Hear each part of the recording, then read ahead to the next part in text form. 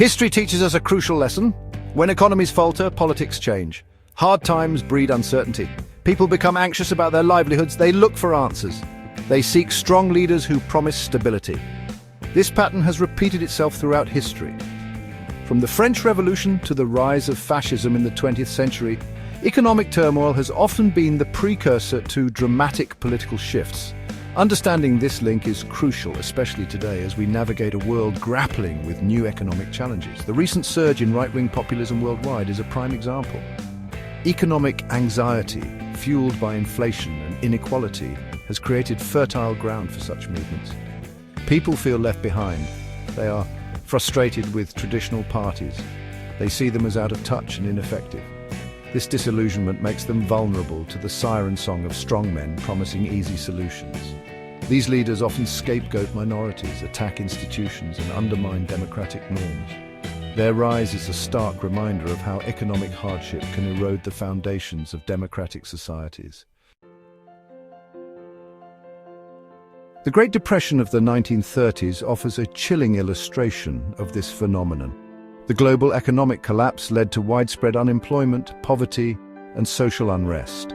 In this climate of fear and desperation, authoritarian leaders rose to power in several countries. Germany, Italy, and Japan saw the emergence of fascist and militarist regimes that promised to restore order and national pride.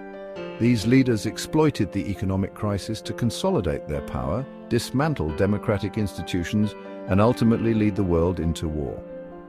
The French Revolution, though centuries earlier, tells a similar tale. France, in the late 18th century, faced a severe economic crisis. Years of poor harvests, coupled with exorbitant spending by the monarchy, had brought the country to the brink of bankruptcy. The common people, burdened by taxes and facing starvation, grew increasingly resentful of the ruling elite. This resentment, fueled by economic hardship, ultimately exploded into a revolution that toppled the monarchy and forever changed the course of French history. These examples highlight a critical point. Revolutions, while often triggered by specific events, are rarely spontaneous eruptions of anger. They are the culmination of long-simmering grievances, often rooted in economic inequality and a sense of injustice. When people feel that the system is rigged against them, that their voices are not heard, and that their basic needs are not met, they become more susceptible to radical ideas and more willing to challenge the status quo. The American Revolution, while not a social revolution like the French one, also underscores the role of economic grievances. The colonists chafed under British tax policies that they perceived as unfair and exploitative. The cry of no taxation without representation encapsulated their frustration with a system that seemed designed to benefit the mother country at their expense.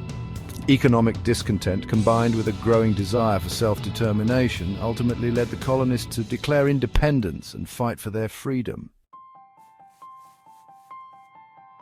So what lessons can we draw from these historical episodes?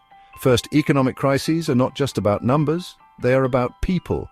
They create real hardship and suffering, breeding anger, resentment, and a yearning for change. Second, this yearning for change can manifest in different ways, from the rise of populist leaders who exploit people's fears to genuine grassroots movements demanding social and economic justice. Finally, understanding these historical patterns is crucial for navigating the present. As we face our own set of challenges, from climate change to rising inequality, we must be vigilant about the potential for economic turmoil to destabilize societies and erode democratic norms.